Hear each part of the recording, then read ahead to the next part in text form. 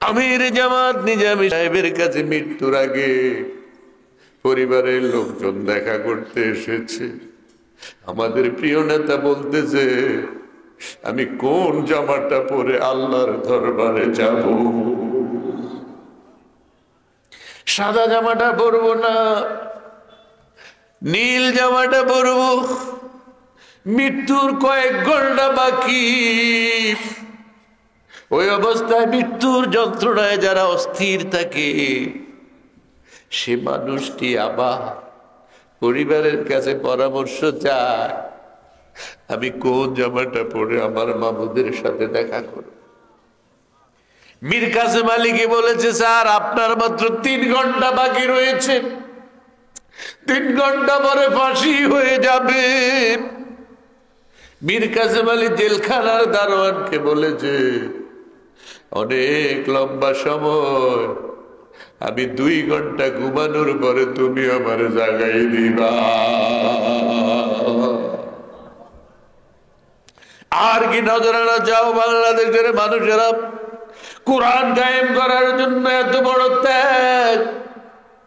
পৃথিবীর ইতিহাসে মিশরের পরে জামাল আব্দুল নাসের হামলার পরে শায়েখ জগলুল বাশা, সৈয়দ কুতুব শহীদ সহ মিশরে ওইভাবে লাইন ধরে ফাঁসি দেওয়া হয়েছে। কিন্তু মুসলিম ব্রাদারহুড ইখওয়ানুল মুসলিমিনকে মিশর থেকে বিদায় করতে পারে নাই। তোমরাও মনে করেছো সবাইকে ফাঁসি দিয়ে ফেললাম আর দিন শেষ হয়ে যাবে। তোমাদের ধারণা 100% ভুল প্রমাণ করে দিয়া আমার আল্লাহ বলতেছে, ফামাইয়া কালিব আলা আকিবাইহি ফালাইয়াদুরুল্লাহ শাইআ।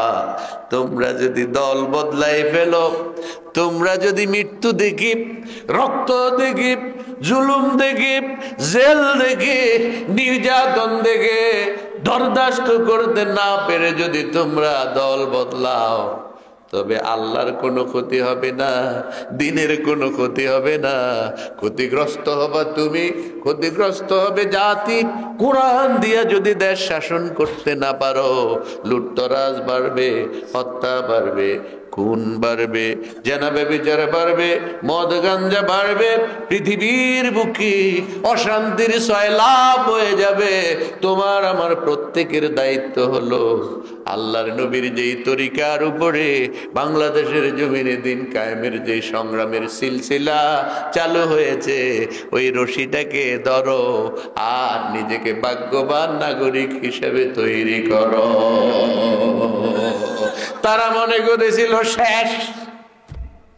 মুদি বাবাজির পারমিশন, প্রেসক্রিপশন, প্রথমে মারলো বিডিআর হত্যার মাধ্যমে 55 জন সেনা অফিসারকে, তারপরে শাপলা চত্বরে মারলো হাজার হাজার হাফেজে কোরআনকে, 6 আগস্টে মারলো, 28 অক্টোবরে মারলো 7-8 জন ইসলামী আন্দোলনের কর্মীকে লগি বইটার তাণ্ডব দিয়া লাশের উপরে নৃত্য করলো।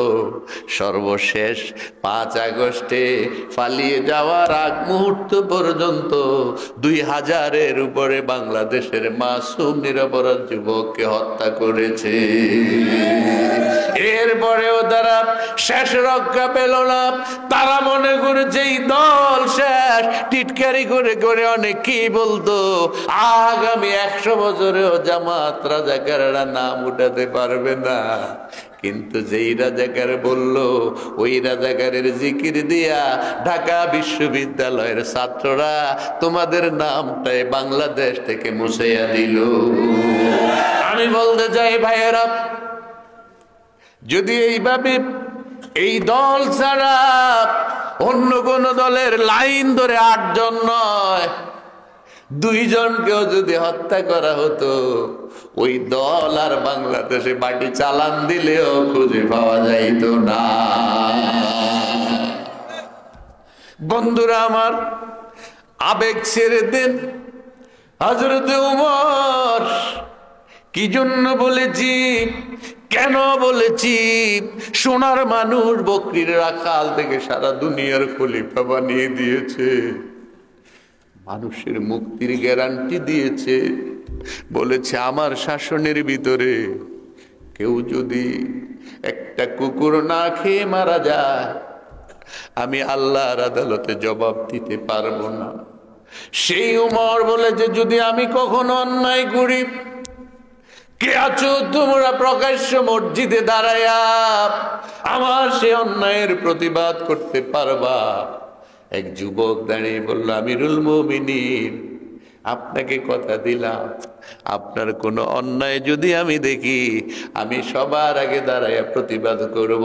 আমিরুল মুমিনিন বলেছেন, যতদিন স্বাধীনভাবে প্রতিবাদ করার মতো লোক থাকবে আমি ওমর মনে করি আমার খেলাফত পরিচালনায় কোনো ত্রুটি থাকবে না।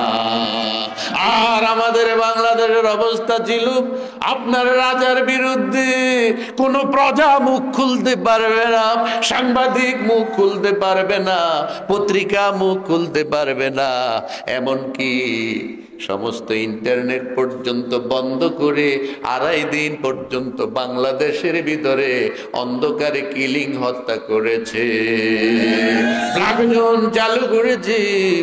আর সেই মানুষগুলি কোরআনের বিরোধিতা করে, কোরআনের নায়ক যারা, তারা বলতেছে আমি যদি অন্যায় করি আমার অন্যায়ের প্রতিবাদটা যে আগে করতে পারবা, সেই আমি বিশ্বাস করি আমার খেলাফত ততদিন সঠিক পথে থাকবে। ওমরের ছেলের বিচার ওমর নিজে করেছে কিনা? কথা বলেন, করেছে কিনা? আমাদের বাংলাদেশে কোন মেম্বার তার ছেলের বিচার করতে পারবো? চেয়ারম্যান পারবে, এমপি সাহেব পারবে, মন্ত্রী মহোদয় পারবে, বরং কোন চেয়ারম্যানের ফুতে যদি অন্যায় করে সব মেম্বাররা বসে তার দোষটাকে কিভাবে ডাকনা দেবে, সবাই মিলে চেষ্টা করবে, মাগু আমাদের চেয়ারম্যানের তো একটা মান ইজ্জত আছে, ছেলে অন্যায় করলে করছে আর কি, আমরা অন্যভাবে বিচারটা ঘুরাইয়া করি।